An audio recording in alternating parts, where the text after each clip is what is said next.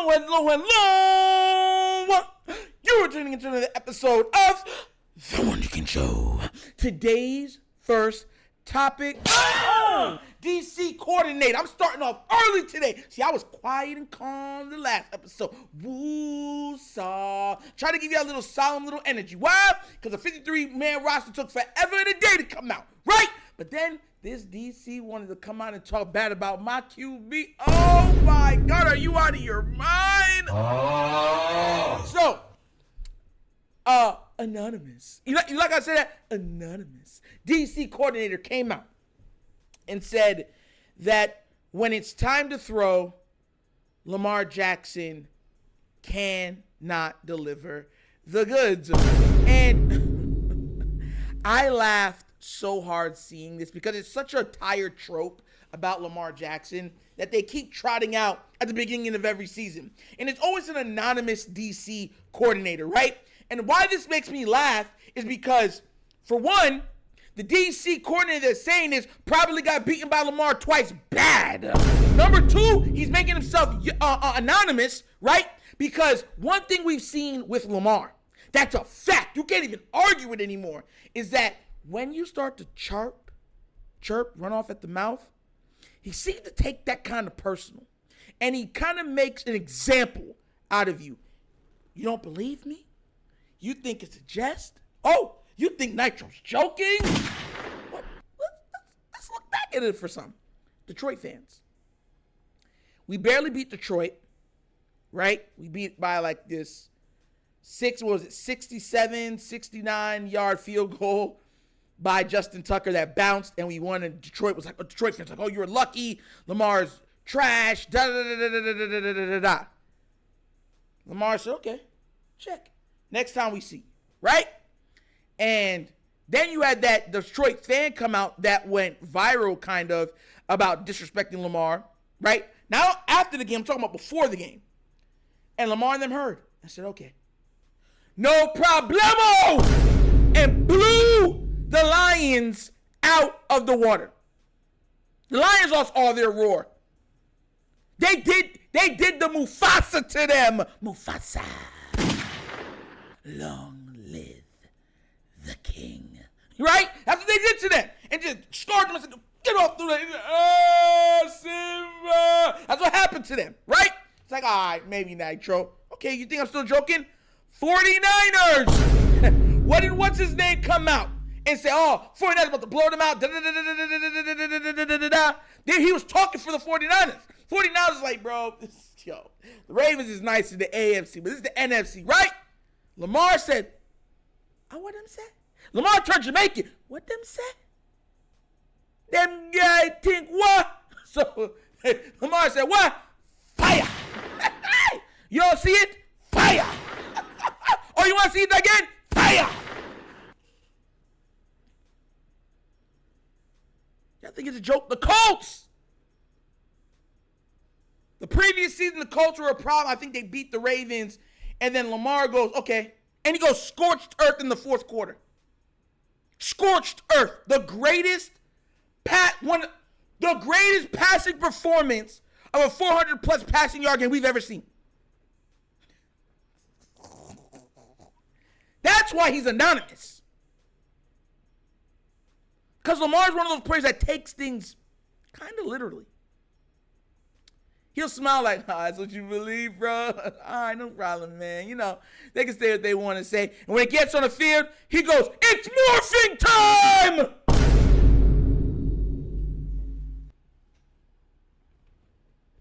It's such a tired trope. And on top of that, they made sure to trot that out after. There was 103 players on ESPN that had just voted Lamar Jackson the second best QB in the league. Second. And he got a couple of first places on there too.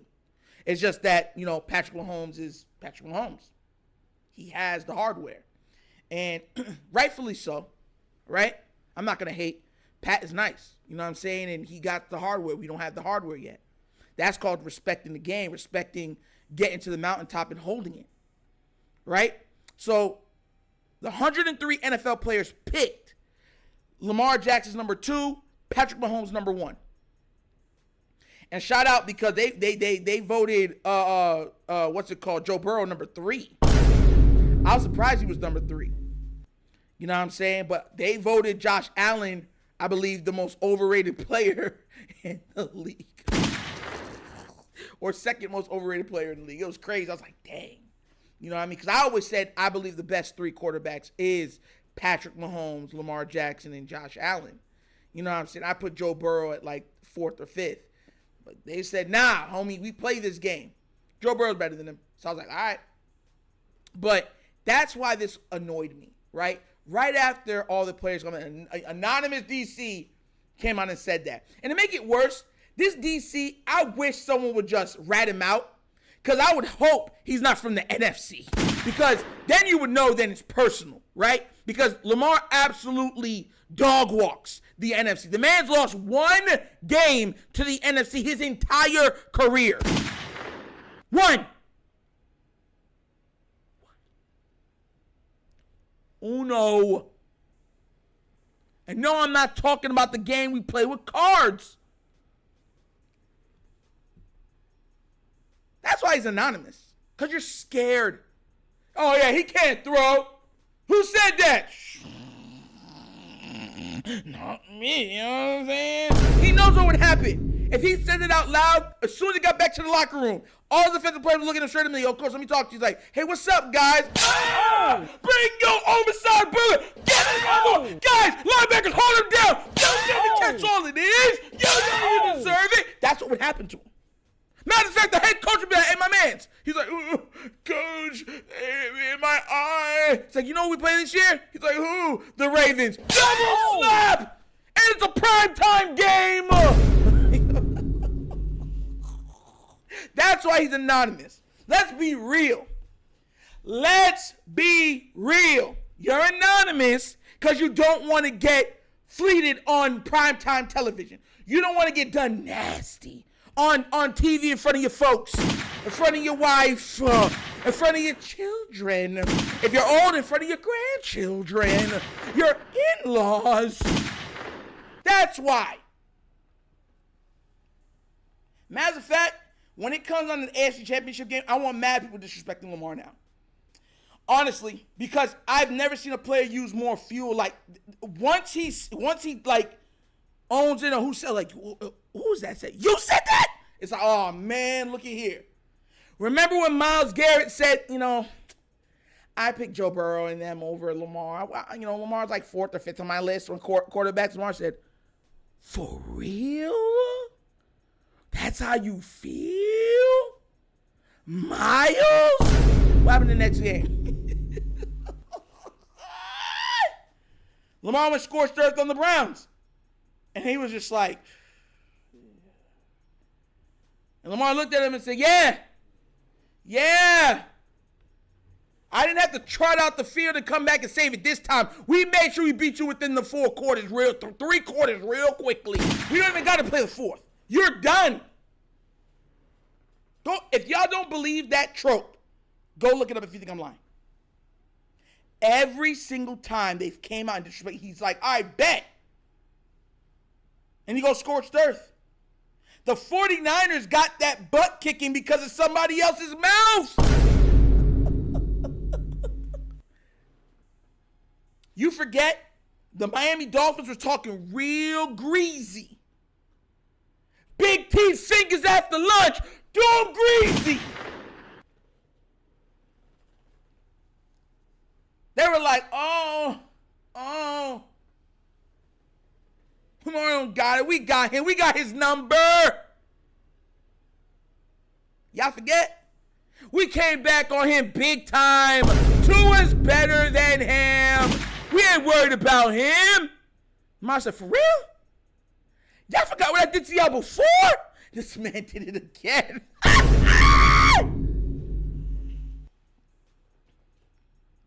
He said, I left y'all off the hook before. I let you off the hook. My fault. Sometimes you gotta pop out and show people. What happened? What happened in that game? The man had more touchdowns than incompletions. He's done it to the Miami twice. Y'all keep thinking it's a joke. I don't listen. These soft dudes that come on and talk about, I'm anonymous. Put your name to it. The reason why the media talks the way they talk, most of them, is because they don't have to pay for their talk.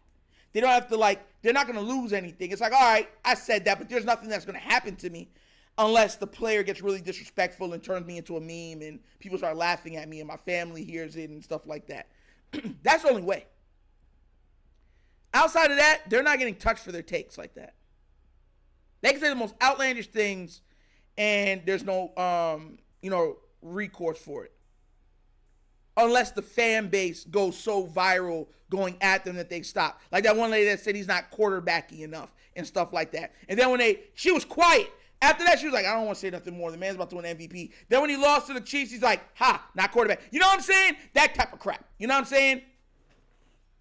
Which is hilarious to me. It's like, oh, you lost your voice, honey. You found it again when they lost, finally. If they won the Super Bowl, you would have been quiet for the 12. She said, I'm not going back on Fox no more. She's like, who lost to the AFC Championship game? It's like, where were you all those other weeks? I caught the flow. COVID has been running rampant. Hey, yo. You know what I'm saying? I be tired of these people, bruh. You just talk to talk. You don't talk. You don't walk the walk. You just talk the talk. 2-time unanimous MVP. Oh, when it's time to throw, he can't deliver the goods. It's like we've seen him do it game in and game out. We've seen him do it to the Browns, the Lions, Miami, Colts, 49ers. We've seen with his arm. Lamar Jackson is he is what it truly means, the definitive term of a dual threat. A lot of that term gets thrown out a lot.